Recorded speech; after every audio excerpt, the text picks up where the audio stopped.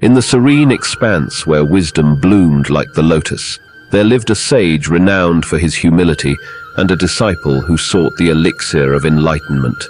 The young disciple, Arjun, was like many, entangled in the web of his own ego, struggling to unshackle the chains of pride that bound him. One day, as the sun dipped below the horizon, painting the sky in shades of orange and crimson, Arjun approached the sage with a troubled heart. "Master," he began, his voice reflecting the turmoil within, "I find myself at war with my own ego. It rises fiercely, like a tempest against my better self, refusing to bow or bend." The sage, whose eyes held the calm of the ancient earth, gestured to a nearby rock. "Sit," he said, and Arjun obeyed. They sat in silence, the world around them a symphony of nature's whispers, until the sage spoke, his voice a gentle wind. "Consider the mightiest trees of the forest, Arjun. They grow tall and proud, yet when the storm comes, it is the flexible bamboo that survives. Your ego is like the mighty tree, rigid and unyielding. To find peace, you must learn to bend like the bamboo." Arjun listened, his heart a canvas for the sage's words. "In your pursuit to be seen as the best, to have your talents recognized by the world, you have become your own creator and creation," the sage continued.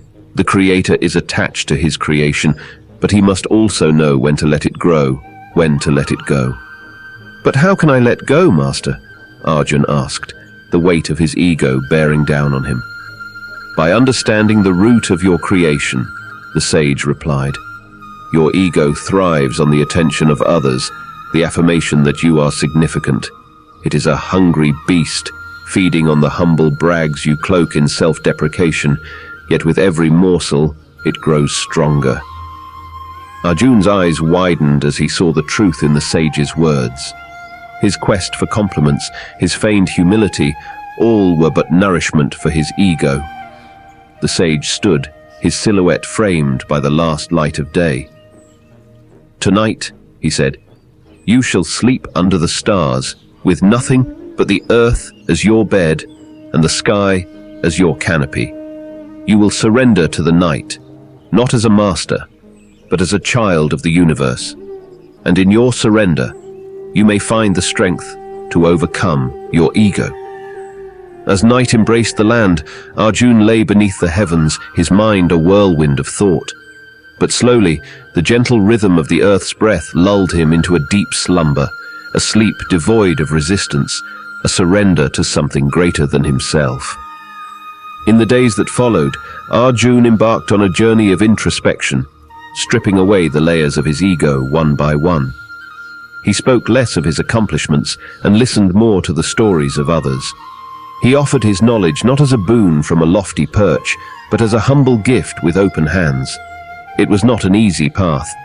There were moments when his ego, like a shadow, would loom large over his intentions.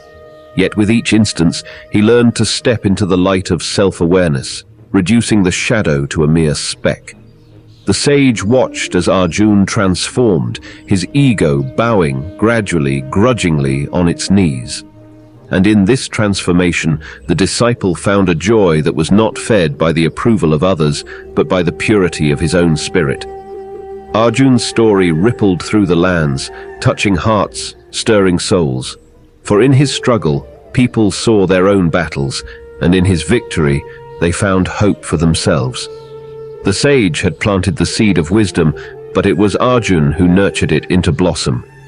And as the cycle of learning and growing spun ever onwards, the disciple became a testament to the idea that when one conquers the ego, one steps closer to the true self. If this story resonated with you, like, share, and subscribe to the Inspire Daily channel. Stay tuned for more such tales.